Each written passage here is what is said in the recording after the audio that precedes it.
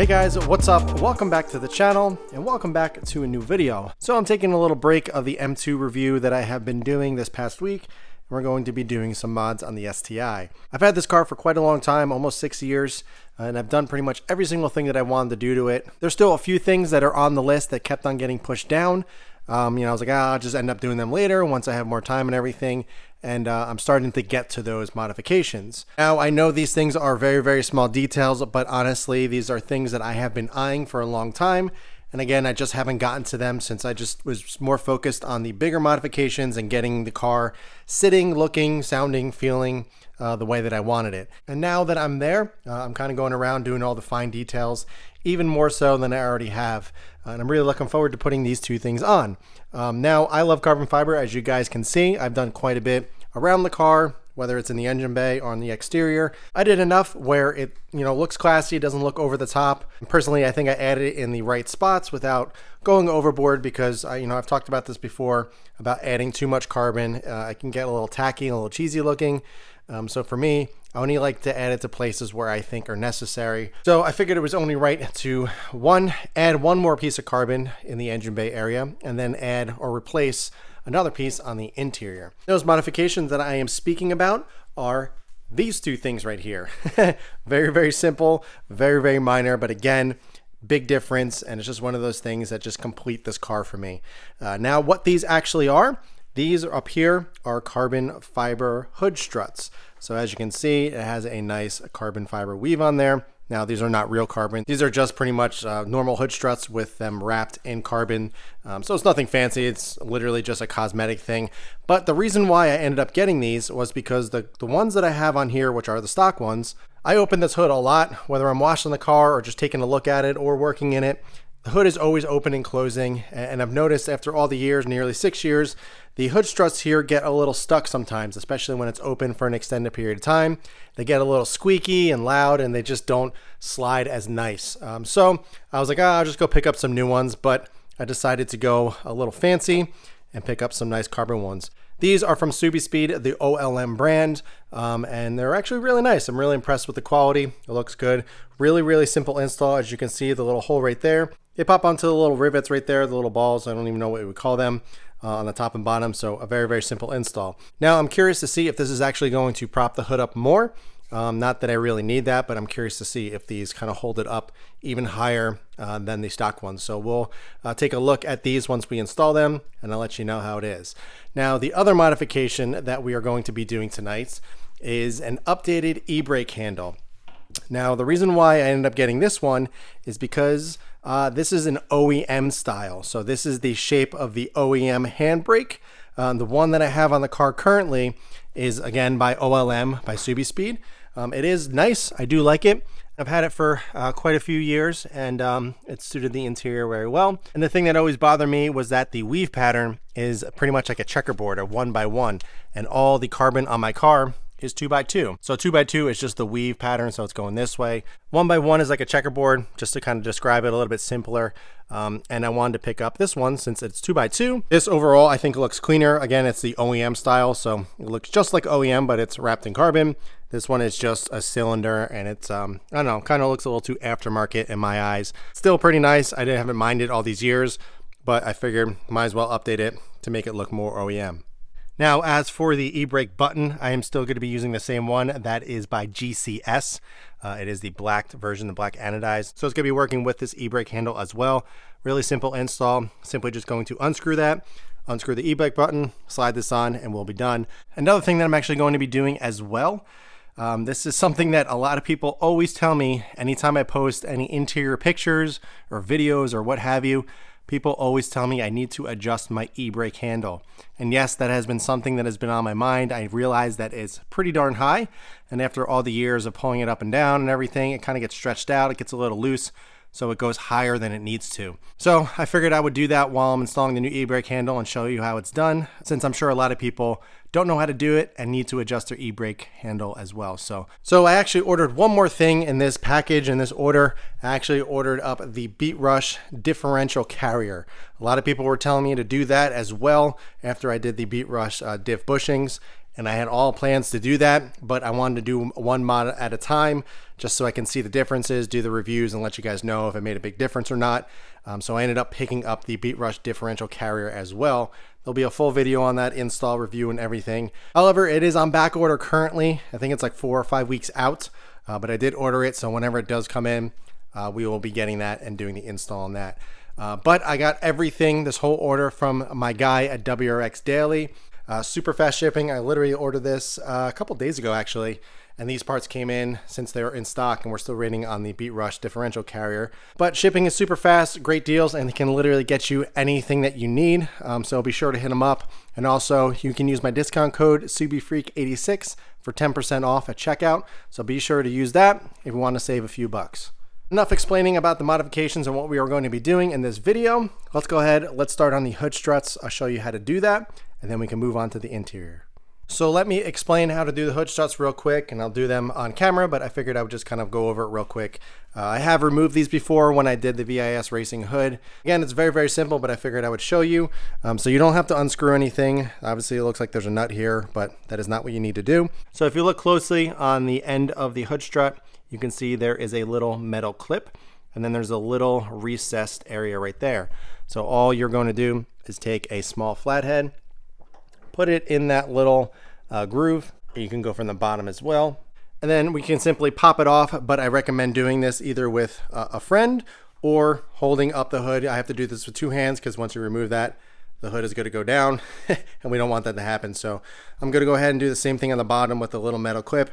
Grab one of the OLM carbon ones and pop it on real quick. So I'm going to put the camera down, show you how to do it real quick, and then we can move on to the other side.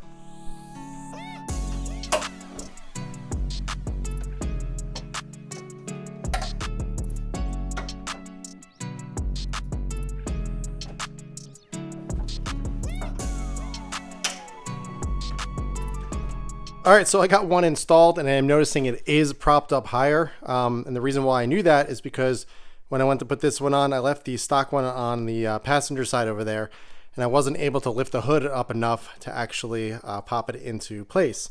So I ended up removing this one that's just sitting right there, and I was able to get this in. Now I am noticing the hood is being held up by one hood prop or hood strut, and whereas when I remove the stock one down here, on this side, the hood almost just fell down. So these were definitely tired, and they don't hold up as well as these. So let me go ahead and replace this side as well.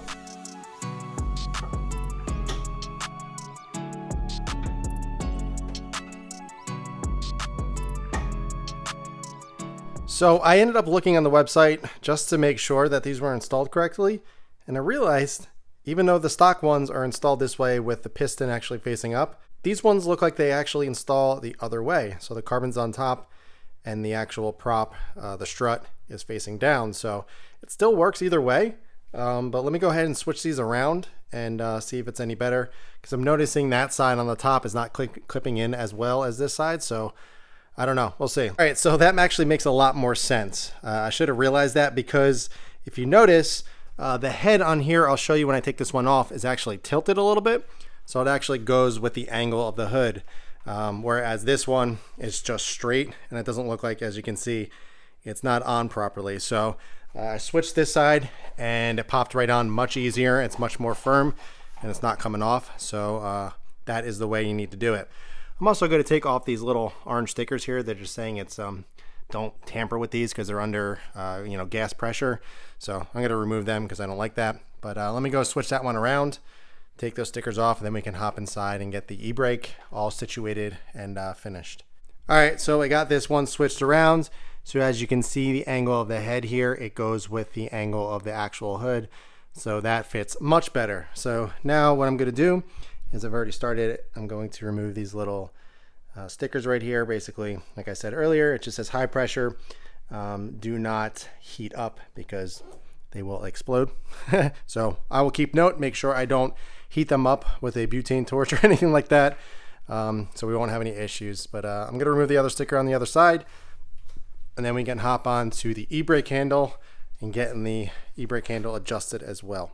So one thing I wanted to test, obviously, was closing the hood and opening it and seeing how much stronger these are. So Here we go. There is the carbon hood strut. It's kind of hard to see. I had to take the light off. I did wish it had a little cap or something right here to finish it off, because if you look on the stock hood strut, there's like a little kind of coat or a little sleeve that goes over there to kind of finish it off. Actually, I am realizing I might be able to throw these on, so let me see if I can do that real quick.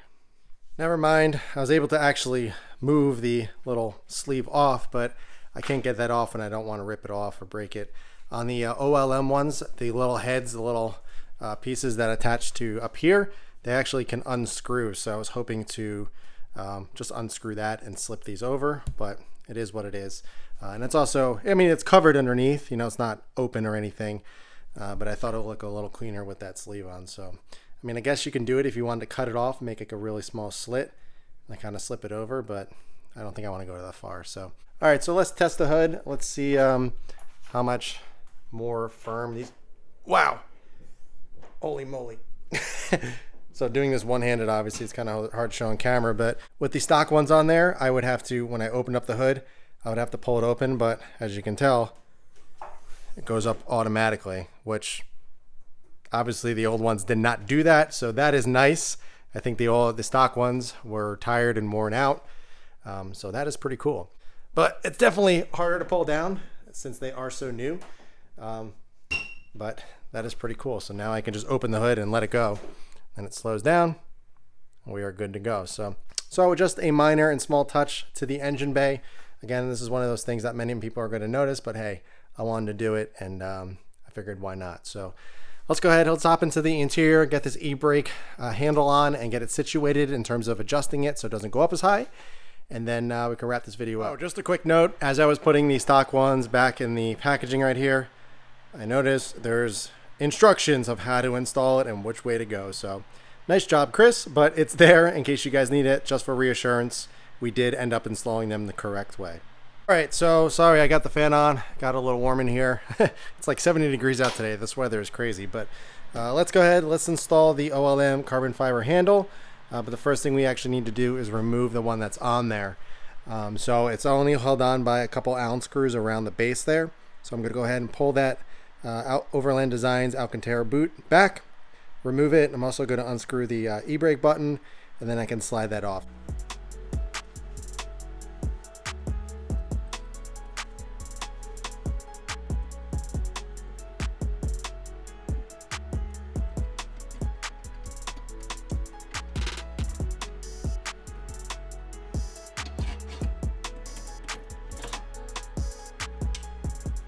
So here's the difference between the two. Here's this style and this style. Again, this is the OEM looking handle as opposed to this one, which is just straight up aftermarket. As you can see, there's 3 Allen screws that hold it on to the actual e-brake handle, and then just slips over. There's no glue or anything like that. So it's pretty easy to install, but I've noticed over time sometimes these get loose and it starts to rattle and everything, so I was constantly tightening it down. This one, it's kind of hard to tell, but there is, it looks like a piece of tape or something in there that actually is going to keep it in place. So all we got to do is slip this on, and then we should be good to go. And here is the GCS e-brake button. I've been using this thing for like 4 years. It's fantastic. It has a nice weight to it, actually. I'm not sure if Subi Speed sell these anymore. They used to sell them in different colors. They had black, red, and blue, I think. But I got black just to keep it super simple. So let me go ahead. Let's put this on, and then we can adjust the e-brake handle.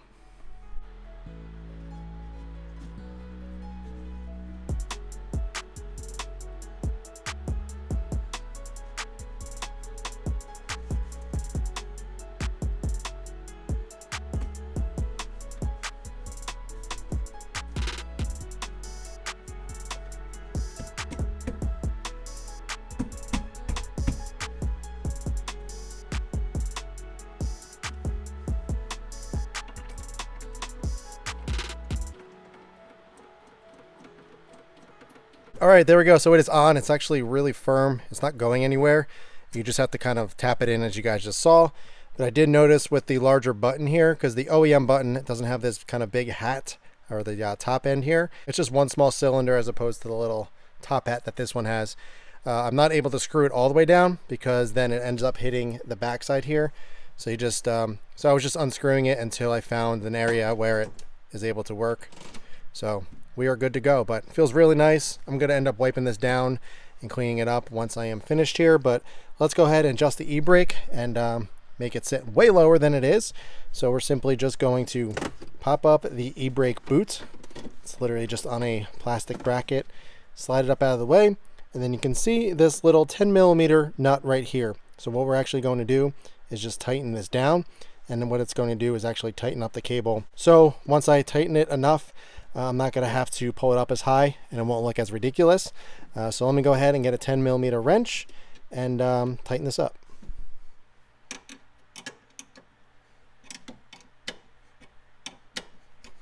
All right, so I realized I had the e-brake up, so you got to put it down, and then you have better access to this. So I'm able to use a 10mm, and I can just do it this way because you're gonna have to turn it quite a few times to tighten it up. All right, so way better. So as you can see, hardly goes up now, and that looks much cleaner as opposed to being straight up towards the ceiling, towards the roof. I just ended up tightening that nut down until it stopped, basically. You know, you don't want to wrench on it too hard, but I was just tightening it down until it started feeling snug, and then now it's perfect. So what I typically do too, when I put the e-brake on, I press the button and pull it up as opposed to doing the whole clicking thing. But man, so much better. I know you guys have been kind of bugging me about doing that, so I wanted to wait until I got this in to adjust it so I can do it all at once. And yeah, this looks really clean. I'm really happy with the 2x2 weave. I think it looks really nice, much better than the old one. Again, I think this one looked a little too aftermarket for me, but if you are interested in this, let me know. Probably by the time this video goes live, this will already be sold, but if not, hit me up on Instagram and I'll sell it to you guys. I forget how much SubiSpeed sells this for, so I'll give you a good deal on it, so hit me up. Guys, so that wraps up this video. I hope you enjoyed the modifications that we just did on the STI. Really simple but effective, and I think it looks really good with everything going on. I really do like this e-brake handle. I think it looks much cleaner in here. Also, I'm really happy that we adjusted that. It doesn't look as ridiculous, and it's not pointed to the ceiling anymore. And it looks very OEM compared to the other one. So if anybody is interested in that one, let me know. But yeah, I still got some driving to do in the M2 over here. I'm doing a full review on this and everything because this is a car that I am interested in. I'm also going to be doing a wash on it probably tomorrow night or the next night. And then I'm going to wrap up my whole review and let you guys know what I think. But I'm having an absolute blast in that car. Looks fantastic, sounds fantastic, and I don't know, it's up there on my list. I'm really enjoying it so far. But I'll let you guys know my thoughts once I'm done with it at the end of the week. But as for this one, guys, I hope you enjoyed it. If you have any questions at all, be sure to ask them below. If you're interested in these parts or anything for an STI or WRX, be sure to hit up WRX Daily and use my code SubiFreak86 at checkout for 10% off. But in the meantime, keep it clean, keep it simple, and I'll catch you guys in the next